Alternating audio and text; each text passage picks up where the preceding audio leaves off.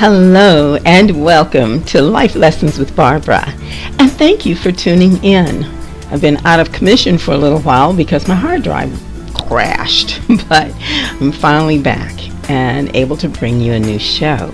I am your host, Barbara Elleen Johnson, and I'm here to share some life lessons that have made a positive difference in my life. Lessons I hope will benefit yours as well. And I am also the lead life coach and owner of BEJ Associates LLC. And that's a coaching and consulting company. So we work with individuals and organizations.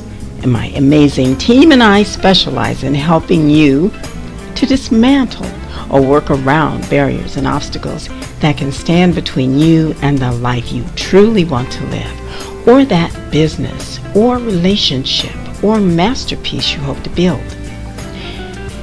And I'm going to give a quick shout out to Black Wall Street Radio for this golden opportunity to bring these messages of hope to you, my listening audience.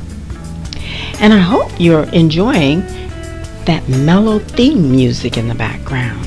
That's After the Rain, created by the phenomenal Lois Lady Mac McMorris, lead guitarist par excellence and co-sponsor of Life Lessons with Barbara. You can download After the Rain and even visit Lady Mac's website by going to my website, BEJ-Associates.com/radio. Also at the website, you'll find any program-related information that is mentioned during a show. And if you'll scroll down a little further, you'll find our program archive, where you can not only hear but see all of the programs we've done so far. So take a look. Again, that's BEJ-Associates.com/radio.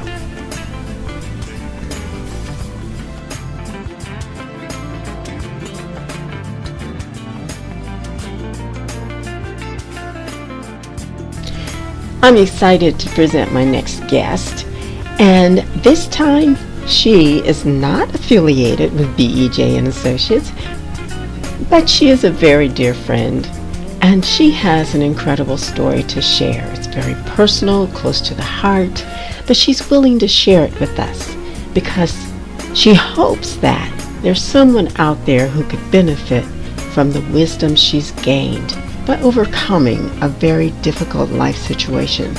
So please stay tuned and meet Qwesiwa Quaison-Sackey. You are listening to Life Lessons with Barbara. My name is Qwesiwa Quaison-Sackey. Yeah. And thank you for having me, Barbara. Oh, it's my pleasure, because you're going to share some really sensitive information about yourself, and I'm glad that you trust me and my audience with this part of your life. This is Life Lessons with Barbara, and anything is relevant. This is about life lessons, and that's my whole goal, is to be able to offer someone out there, just the thing they need to hear to get on with their lives or to move through a very painful situation. And, so you're going to be a blessing to someone. And I'm so glad that I know you and that you're willing to share. So where do you want to start? Why don't you start back when you were a happy kid? Tell us I was a happy kid. A little background, like where you're from. Yeah, sure. Okay, I'm one of 4 daughters. I was born in Milwaukee, Wisconsin, and I grew up in Ghana. So I consider myself having the best of both worlds. I'm a Ghanaian by blood, and I'm an American as well, because of place of birth. And I came back to the U.S. after 15 years of living in Ghana and getting some experiences in schools, and continued here in high school for just a year and a half until I entered college. Got married towards the end of college and had some children. And I guess the rest is what we can kind of pick and talk about as we go on with this interview. Right. I mean, you covered a big chunk in just 2 minutes. So, yes, but we do want to get to the meat of it. So, how would you describe it was sheltered, I would say. I'm one of 4 girls, and my parents were quite protective, to keep us in our studies and away from boys, or keeping boys away from us, I should say. So it was sheltered until I got into college and learned some things that I think most people learn about, the friends, some of the alcohol, and a little freedom when you get, out of the house and go to college. And got married rather young at 22, I want to say. And it didn't work out so well. I think at age 22, knowing what I know now, no one should be really married. And the challenge I had in the experience was that I didn't know myself. I didn't know whose I was and who I was to even understand what I was getting myself into. So for me, I think looking back, I didn't have the self-worth or the self-value to intelligently pick a life mate or agree to a relationship, which is a big one, and get married to a man who was about 12 to 13 years my senior. I'm not saying there's anything wrong with it, but my experience was that of physical abuse from the onset. And because I didn't have previous experiences before getting married, he was my first. I didn't have anything to compare it to. Mm-hmm. So I made some mistakes which were enabling. When I say that, I mean maybe not sharing some of those negative things that were going on within my marriage. I was advised by him that we don't tell our business to folks. You keep it inside and you work it out. So of course, if you're not telling your business, whether good or bad, you cannot really get the advice or the direction if you need it. Right. So it went on for so long. And one thing I just want you to kind of back up just a little, because there are, would tell us, for instance, how you met, how you came to choose this person, and did you meet in college, and what college did you go to? Where was it? Just give us just a little more, some more details. You want some specifics? Yeah, because I'm not just to be nosy. I said not just to be nosy, but but well, I think a little nosy is because okay. I think there's some lessons in the lead up. Like you said, you were sheltered, and that he was a lot older than you, and so those are a couple of factors that people may relate to, but just a little more of a foundation, like what school, what area, how did you meet him, what did you like about him at first, and what drew you to him, and kind of give us a little build up, okay? Because I met him in the community with which we lived, which was in New York. One of the boroughs, I can say, is that okay, in the Bronx? Mm-hmm. And I wouldn't say I liked him. I didn't, because I hadn't had any experience with any boys prior to him. So I thought it was the normal thing to do. It was time for me to date. My parents had advised that we could date at 16, but we couldn't do anything further until after 18. When I say that, I hope it's okay for this kind of show. If we chose to, we could partake in that physical entanglement is how I want to put it, after 18. So when I was 17 and I hadn't dated, I think my parents were worried. And the questions were, okay, what's going on with you? Because my sisters were maybe engaging a little bit more than I was. I was the second child. I was a little athletic. I say a little because now I realize that there are people who have a lot more, you know, athletic abilities than I did. But I pursued a lot of reading, and I enjoy spending time at home. And it was unusual for a teenager. So my parents asked me if I was okay and wanted to know what was going on with my dating life. I think that put some pressure on me, and I was told that my sister shared with me that there was a young man who was studious and was in college at the time. He was, I think, either finishing his bachelor's and was interested in me. I was not interested, but I think I remember her coaxing me and saying, he's studious, he's serious, he's like a nerd. So a nerd as compared to, you know, that bad boy image, Yeah. was presented to me as though that was a better choice than those in the neighborhood, the boys in the neighborhood that, you know, stood around the corners of the bodegos and supermarkets. So I gave him a chance when he asked me to go out with him. I thought we are just going to go to a party. And of course, we're at a party. It meant that we're going to be around other people. So I went out on a date, and I found myself dating him, or he was dating me, or we started, you know, seeing each other more and more. And he doted on me at some point, I think in the beginning, you know, with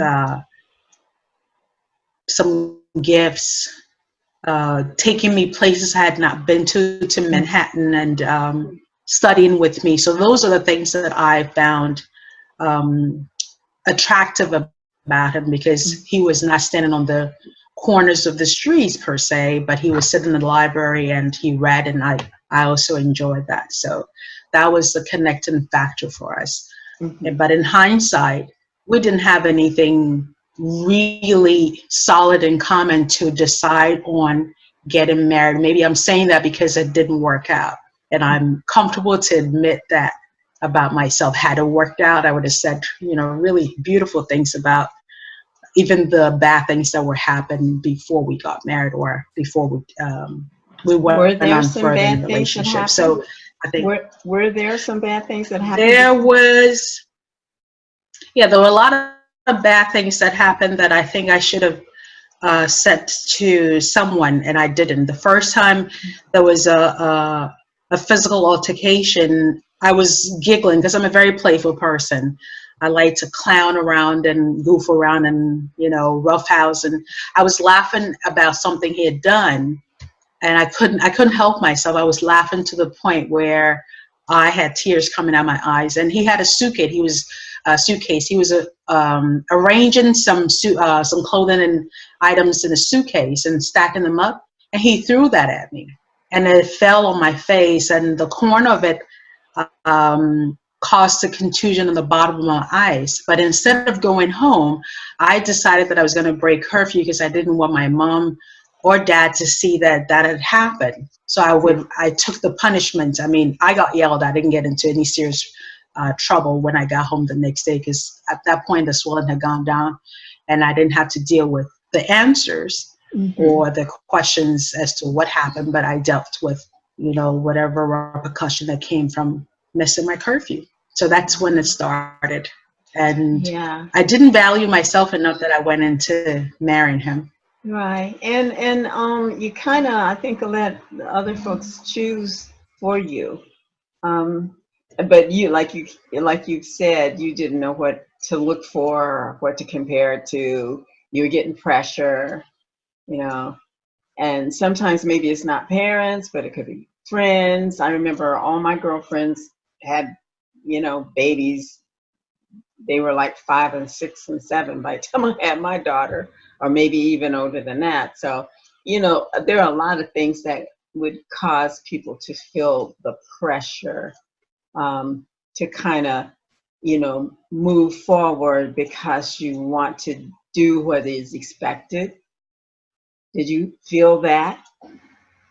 Or is that just... I felt the pressure to conform, because when my parents had that conversation with me, it was, what's going on with you? Do you not like boys? There were so many young men that were pursuing me at the time, and some were friends, children of their friends. Uncle so-and-so's son had shown interest, or Auntie so-and-so's son was showing interest, and you don't want to date any of them. What's going on with you? Dang. I think I wasn't boy crazy at the time. I don't know about now. Maybe I'm a little boy crazy. I'm not boy crazy, men crazy. Better late than never. Yeah, those were maybe some of the fears. Yeah. Those were some of the fears my parents had, or concerns. And you wanted to please them, and you were probably wondering yourself, they're expecting this of me. Why am I not feeling it? So you start to probably look for someone who you felt like you could play that role with. So you would say that it wasn't love, even in hindsight, or would it be in hindsight that you know? In hindsight, I would say I might have developed some love for him at some point, because I'm not a cold person, and there are strangers that I can say I have some kind of love for, complete strangers. If I have an interaction with somebody, to be able to be empathic or give of myself compassionately, it's a form of love that I give. So having children with a person and trying to make a life together, I felt like at some point that was love. I can't deny that. But when I'm being critical, I say that was not love. Yeah. So it depends on the mood, I guess. Yeah. Yeah. Well, I don't know if you would consider, I don't know if it's being critical or just, recognizing what it was with your eyes wide open. So, that's, not everybody does that. So, suitcases at people that they claim they love and care about.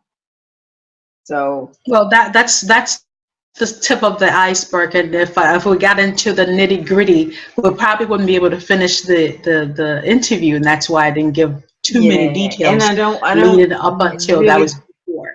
Yeah, it's not really healthy to to go into that story and blow by blow and relive it again. Yeah. No, but just blow by blow. Yeah. Yeah. Oh wow. Yeah. Excuse my choice of words. I didn't even think of that. But no pun intended there, right, Barbara? Thank you. So as you tell your story, I just want you to keep in mind, because a lot of the things you have in your head, that could be helpful, like if you can recall what your thought processes were when you were enduring this treatment. And you may not even know until after the fact, whether it was fear or what it was.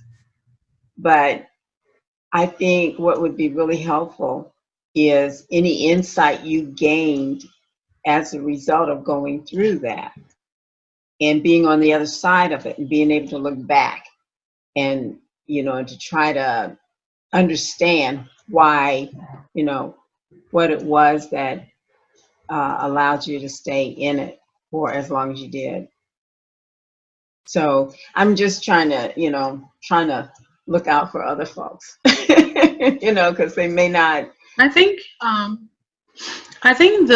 the value of oneself is really, really important, because remember, you're given of yourself when you exchange your marital vows.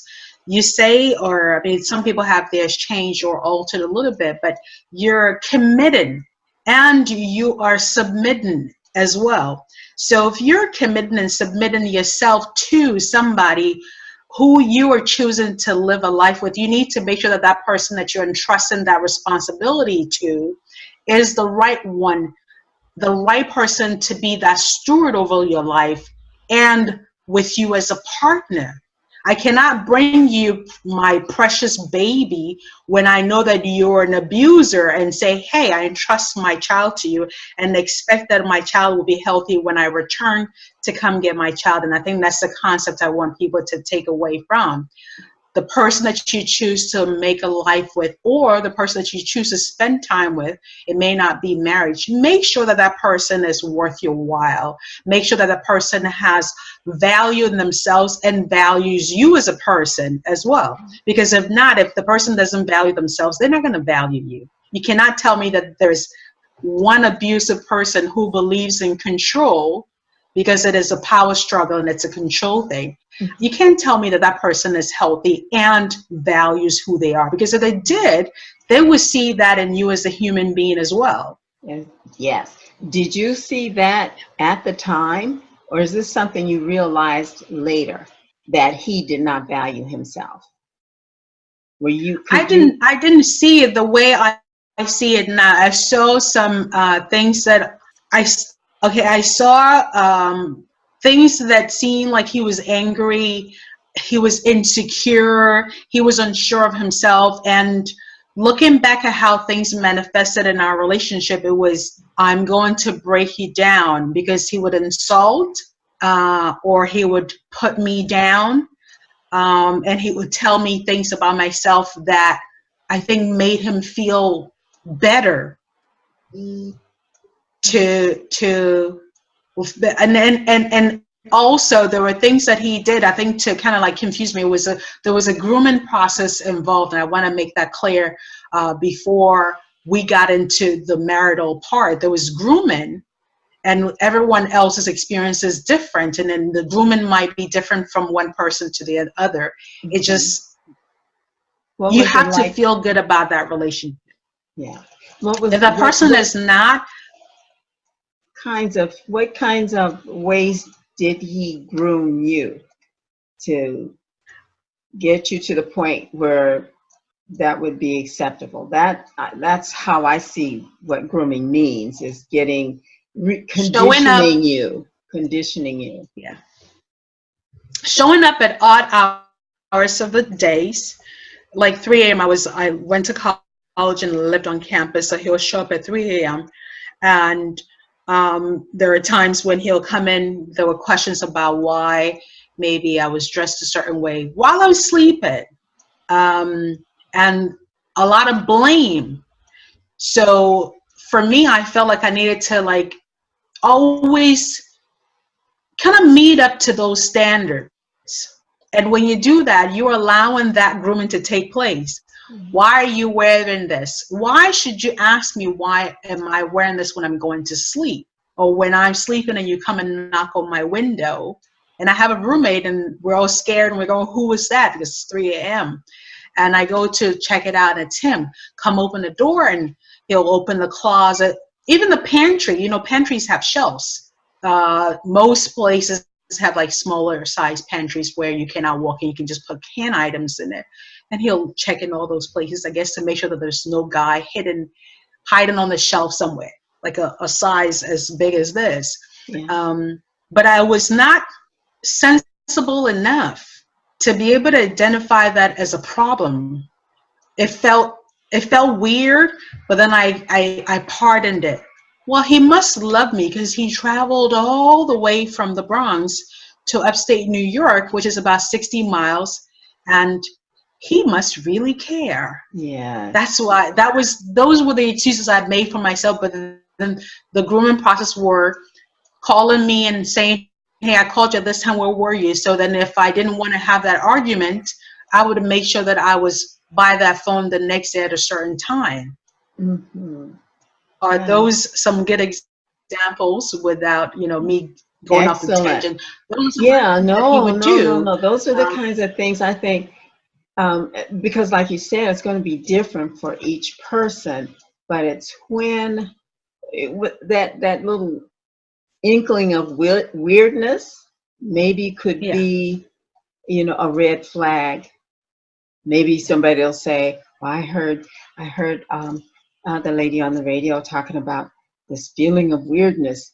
Maybe I need to examine this, or maybe I need to look at this beyond this being some evidence that he's got this enormous love for me, and that he's making all these sacrifices so he can be, you know, with me and all of that. So no, this is the kind of stuff I think really helps other people. So thank you for sharing that. And he was always surprising me at places that were not close in proximity to where we lived or went to school.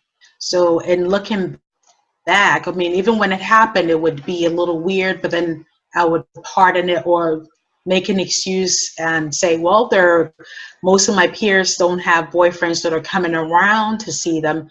Here's a guy surprising me, and it must be love. Yes. But I know better now. Well, yeah. There's such a thing as an unhealthy love. If we want to put it that way, maybe someone else listening might say, well, yeah, that is love. I mean, who wouldn't want a guy that, you know, surprised them and shows up unannounced and doing things for them? It might be love, but it's an unhealthy love. Yes. Thank you for that classification, because I agree 100%. That's an unhealthy love. I wanted to ask you this question. You don't have to answer it if you don't want to. And, you know, because I have a lot of training and background in psychology and, you know, and why people do what they do. I was wondering if there was any signs of that in your parents' relationship. I didn't have any experience like that growing up with my both parents, who are still married after 48 years. Oh, they are still very loving. So when I was going through those problems, it was a shock to my system. And I did tell my parents, but I didn't give them all the details. I complained in general terms that he was doing some weird stuff. Instead of spelling out the weird, I would just say, he's doing weird stuff, or he's making me unhappy.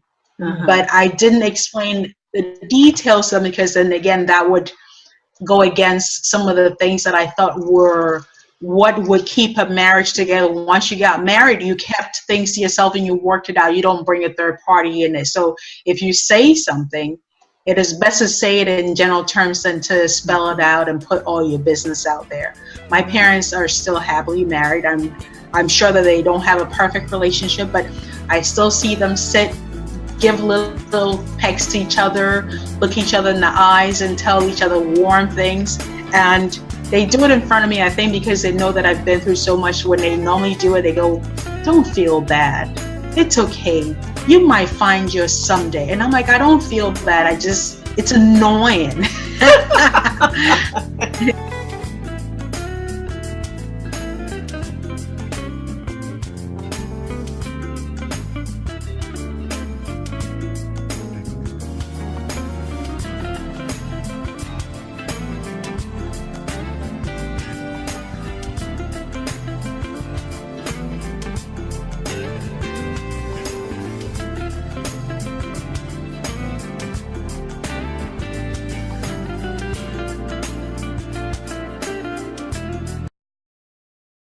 BEJ Associates LLC offers a broad array of services, including life coaching to help achieve your personal goals, planning, facilitation, and presentations of workshops, seminars, and conferences, various customized services, diverse and personalized addictions intervention, and organizational staff development. We specialize in dismantling barriers to individual and organizational achievement. BEJ Associates. Enlighten, inspire, motivate at BEJ-associates.com.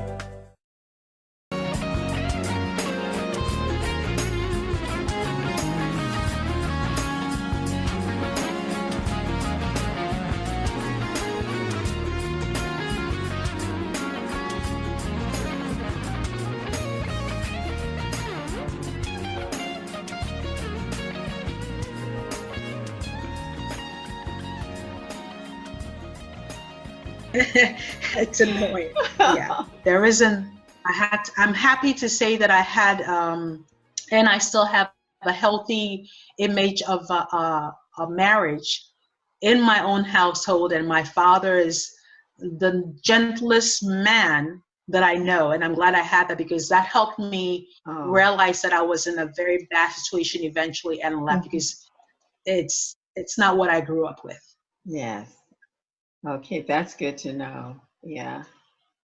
So, yeah, you didn't know because you had never been exposed to anyone who is this manipulative. Would you agree that that was a pretty descriptive word of what he do? Manipulate? I would agree totally, and I want to make sure that as I'm sharing my experiences, I don't come across as a jaded and jilted woman, because I am nothing. I'm not anything close to jilted nor a jaded woman. I want people to get some value out of my story, which is rather unpleasant. I would rather be sitting here talking to you about the bliss and the joy of having a great, happy and beautiful relationship. I think it's unfortunate that I had to endure that, but I would not, tell any story that is not true. It's unfortunate it happened, but hopefully somebody else hears and they don't have to go through, because it's an unnecessary pain and journey to have to endure. Yes. And I just want to say, there's nothing to say that we won't have that conversation one day when you would meet someone that is really worthy of you. And, someone like your dad. And this person would not cause you pain and would not make you feel weird, so you just never know. That's what I love about life. Yeah. Tomorrow's always a new day. And I think saying that someone making you feel weird and causing you pain, of course, when you're in a relationship, pain can happen, but it doesn't have to be a detrimental kind of pain. That is not the reason why we're talking. It is bigger and much more than weird. The manipulation, the pain, the craziness that I endured. Not a lot of people survive it. It could have ended my life, and it's ended a lot of lives. Yes. But I'm sitting here today talking about it, so it's not as trivial as maybe some might feel. It isn't. It's a lot deeper than that. Mm-hmm.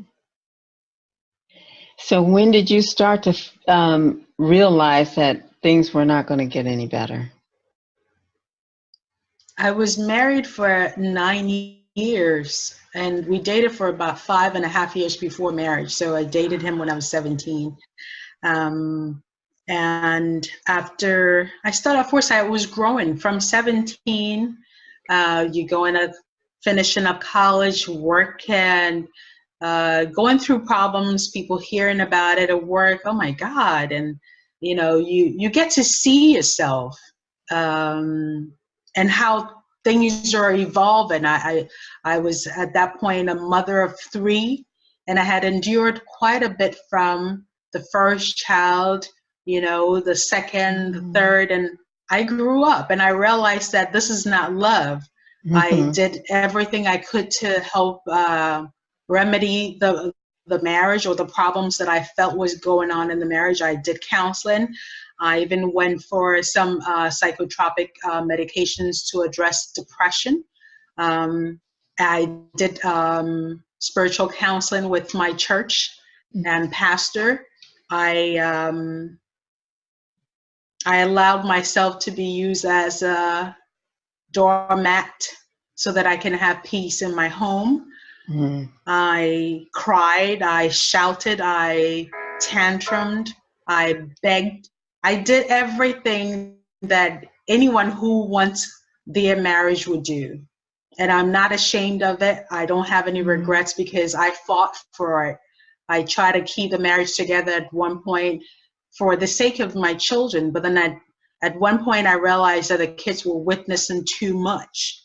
So I had to make a sensible decision.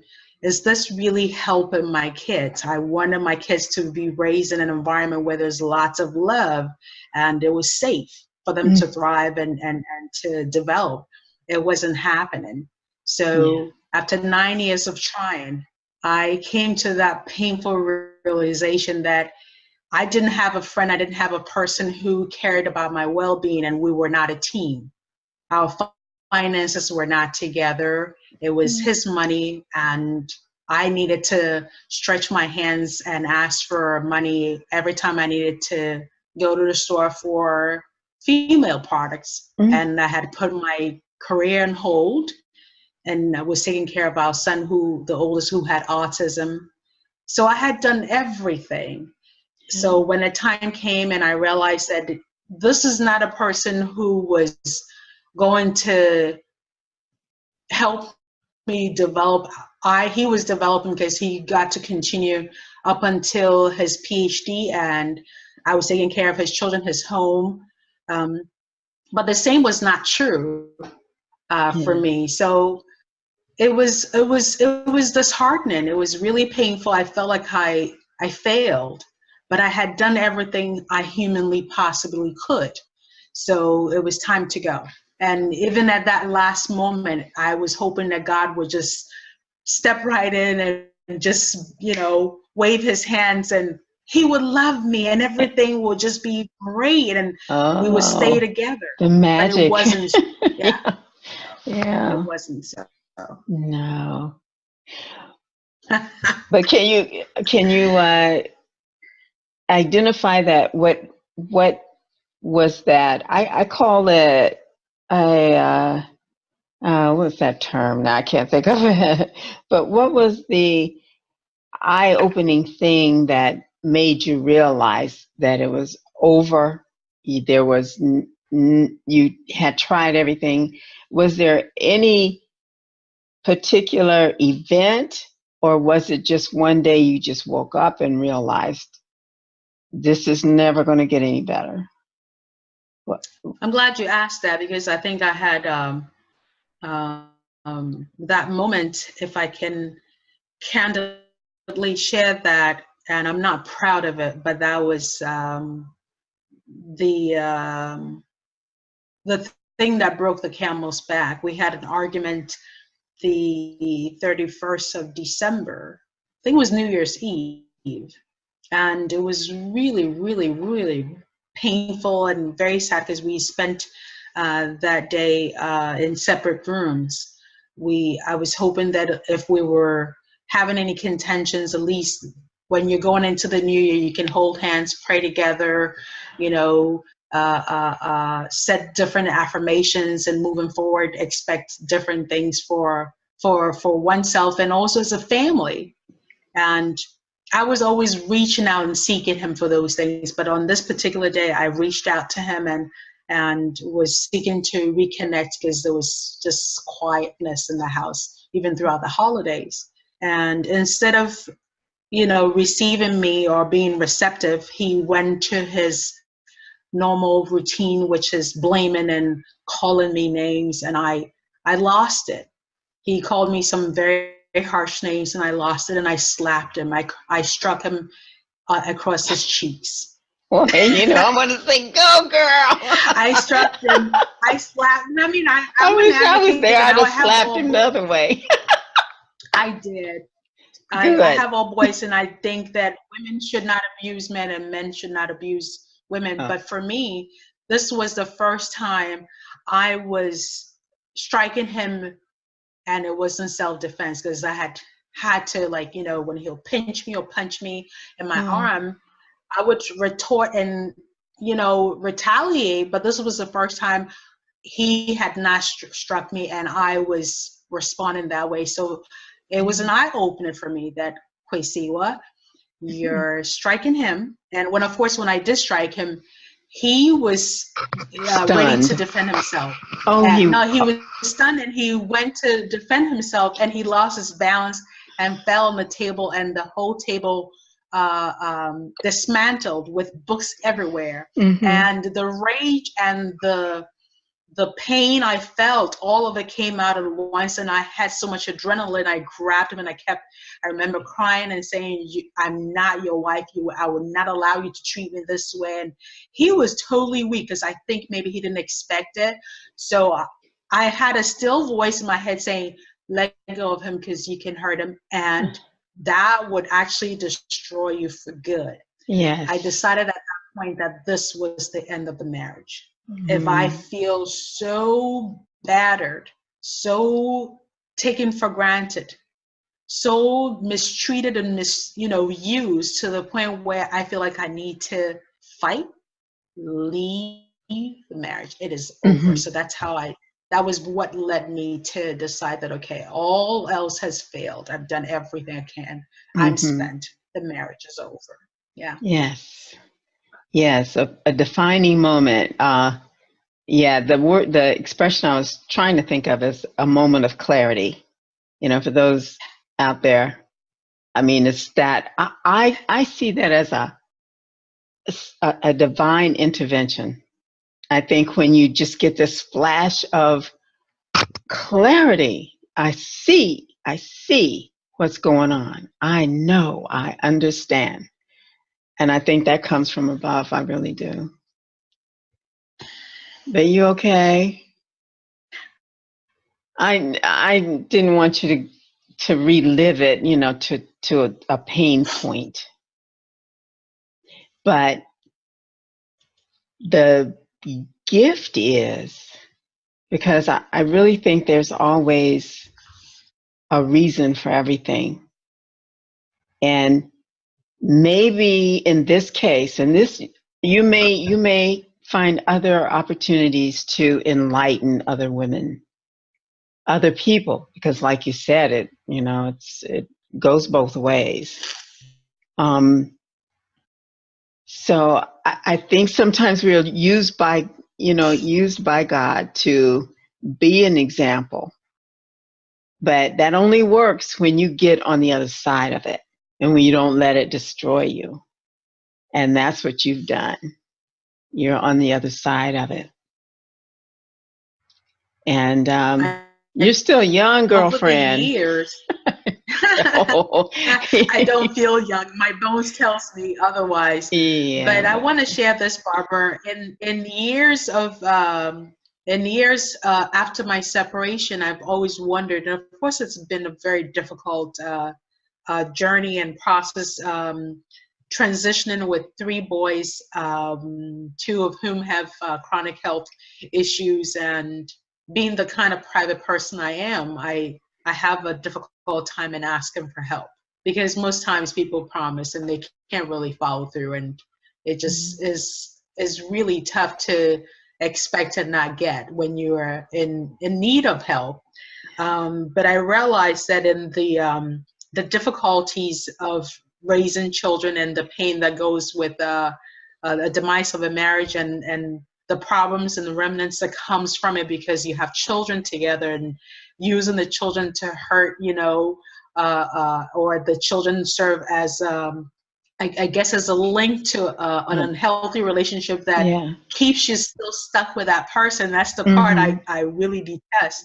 But I realized that all the wisdom and the value from even some of my pain that I've gained is not for me to keep and hide under my mattress or my pillow and say, yeah, I have all these wonderful strengths or gifts from going through this. It is for me to empower and to give to someone else so that they don't have to go through this, to see the signs and to know to not even get into an attached or an entangled relationship where you have to make that correction, because the correction is a whole lot harder, like I said in the beginning of our interview, than it is to be able to identify it and wisely advise yourself and stay clear. It is good to learn from someone else's experience and know what to look for and avoid it, or get into if it's beneficial, than to, jump into it and find out that the water's really hot. Oh my God, my skin is scaling, I can't take it, and help may not come. Yes. And everybody's experience is different. What tends to be typical, though, in the classic case, is that the guy will be, he'll put the relationship on the fast track, whereas you're saying that you guys dated for 5 years. So that's kind of outside the typical scenario, but that's good to know. That's good to know, too, that, it could be that, there's a long engagement before this, and you could still end up in a toxic, violent kind of relationship. But typically, there's this fast track that happens, and so there's a quick whining and dining in all of these professions of love that I can't live without you. Let's get married now. Why wait? And and the world's against us, but together we get, and all that. That's kind of the scenarios I've heard before. So you're the first that somebody else needed to hear.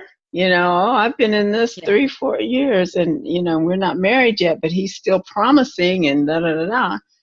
It all depends. But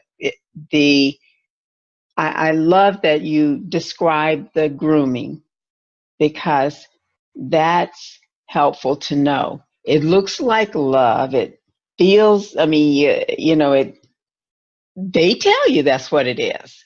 They tell you. I just couldn't wait to see you, so they're at your door at 3:00 in the morning, and that just feels like, oh gosh, he must really be crazy about me, and those are the kinds of things that are grooming. So let's look at what the alternate scenario would be. If somebody really, really loved you and, and had your best interest at heart, well, how likely is that they would wake you up in the middle of the night? And how considerate is that? So those are kind of some of the things that, we need to think about when we're in this whirlwind kind of, relationship, because that's typically the way it is. They keep you off guard and keep your head spinning until they get you. And then once they've got you, I still don't understand how they think, but you want to know the signs ahead of time so that you can be mindful of them. And it's just wonderful that you shared that. So, and then another great thing too is that you took care of yourself afterwards. You knew that you were wounded and that you needed help pulling yourself together and getting back to who you are supposed to be and who you really are. So I think I'm still working on taking care of myself. If I sat here and said I got all the professional care that I need to be as healthy as I should be, I'd be lying, because there's still contention between us. So it's like I take 2 steps forward, and then I find myself taking a whole lot backwards, and it's a continuous process. I have to always tell myself and keep fighting for my life, keep fighting to stay healthy mentally, physically, because it affects all areas of your life, financially, spiritually, emotionally, all of the above. So it is a continuous process, and I'm comfortable enough to recognize that when I'm down, I feel very depressed and I need help. I've been there a few times, and I do release it. I do cry when I have to. I talk to friends. I have some support system. I have my siblings that I get to talk to, and I can be completely honest with them without judgment. Even if they don't understand, at least all I need at the time, and all most people need at the time, is to have that ear, someone to lend them their ear. And I do have some of that to some extent. Some people don't have that. And the important thing that I have learned about coping and taking care of myself is making sure that I don't use anything to numb the pain, because the pain is real. as most people might put it. I made sure that I have not become dependent on any kind of substance, alcohol or illicit drugs, because when people have pain, pain is subjective, but it is also unpleasant, and I have my share of it. And there have been friends who I don't call friends anymore who, offered alcohol as a means for me to cope. And I know that if I had chosen that route to manage some of the stresses, I wouldn't be sitting here talking to you. I would be a drunk, or I would be probably on the street, strung out on something. And I'm very grateful that part of me has helped me kind of get it, to keep it together in that aspect. Right. I don't entertain unnecessary drinking. If I do have any drink, it'll be once in a while when I do go out with friends, or if I'm at a party, because I know what that can do to a person. I have that, Yes. I guess, understanding. So that's a big one for me.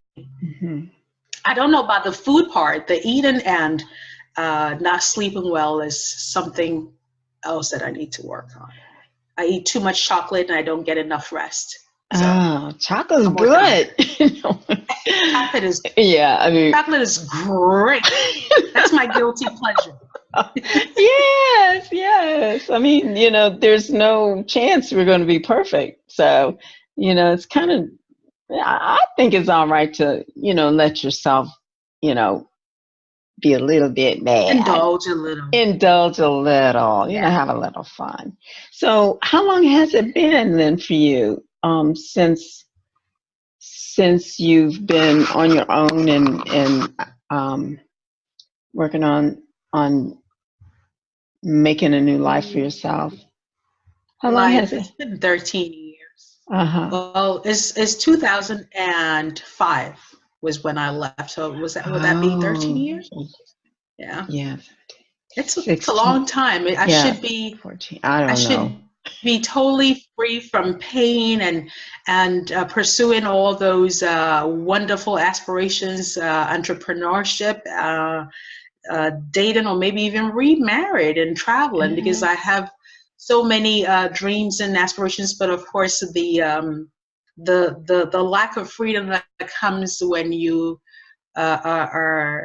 when you find yourself having to, make ends meet with very little money, and, doing with a lot less hinders one's potential and growth and development. Because of course, where there's two, there's more. Yeah, so there is. And that's one. So, I mean, do you see one day can you imagine one day that someone will come into your life who will be a good mate for you?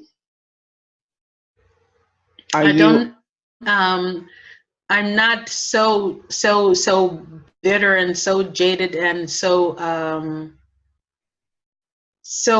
I guess distrust and to feel like there isn't any good human being out there. I'm a single person and I know I'm a good person. So I'm sure there's a male out there that is also a good person. Yeah, there's a possibility that I may meet someone who's looking for some of those qualities that I'm looking for in a man. Right. And hopefully the timing is right, and then the alignments are great, and we can get together and, just loving each other. To see how I smile when I say loving each other. I like that. Yeah, that's a good thing. I believe in the sanctity of marriage. Yeah, why not? I believe in the sanctity of marriage, and I know that relationships are not all bad, and not all men are bad. I know at least one.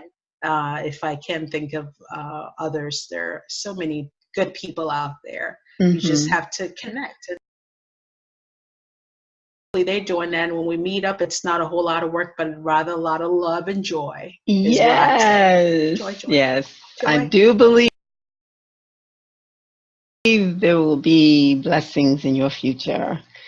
Thank you, Barbara. I think ultimately life is blessings. I need it so much. Oh, well, I got plenty I can send your way. It's just an easier and more enjoyable way to be, to think good things. I mean, we have a choice. Actually, I love the things that you're saying after all you've been through, but you still cherish goodness and and like you say, you're not jaded and thinking all men are bad just because you married one that wasn't so great. And I thank you so much, and I'm glad we got to preface the fact that you've been working in the prison system for a couple of years now. Yeah. And me being your friend and knowing how you were before you took that job and seeing you now, I'd say that you are a miracle.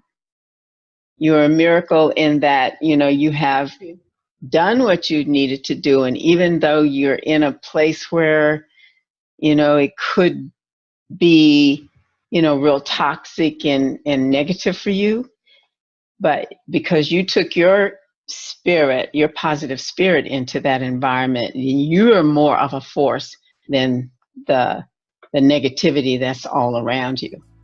So, I mean,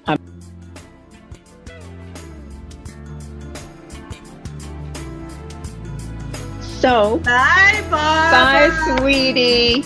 Let's do lunch maybe next week sometime.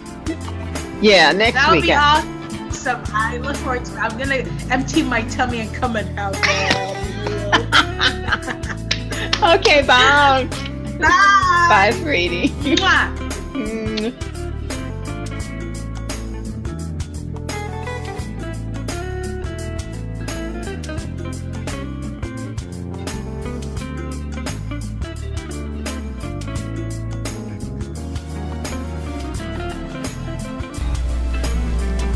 Well, that's our show for today. I want to thank you again for tuning in to Life Lessons with Barbara here on Black Wall Street Radio. Again, I'm your host, Barbara Elleen Johnson, and I hope you got at least one blessing from what you heard today. Thank you again, Qwesiwa,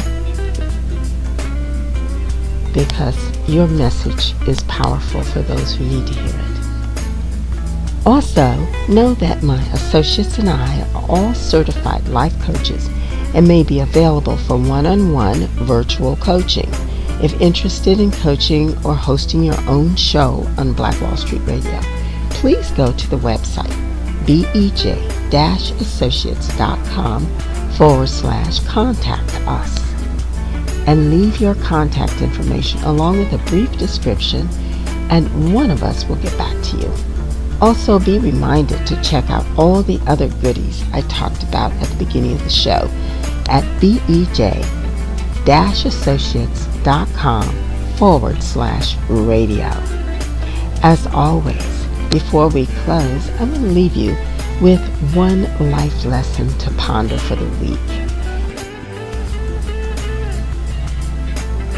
Of the many pearls of wisdom that Qwesiwa offered us today, the one that stands out for me is when you're in an intimate relationship and there's a lot of emotional pain and even physical pain, and you want to numb yourself of that pain, that is a huge red flag. That's a wake-up call. When you want to mask those feelings rather than deal with them, know that that's the time to get help. Have a fabulous week, and tune in next time to Life Lessons with Barbara. Namaste.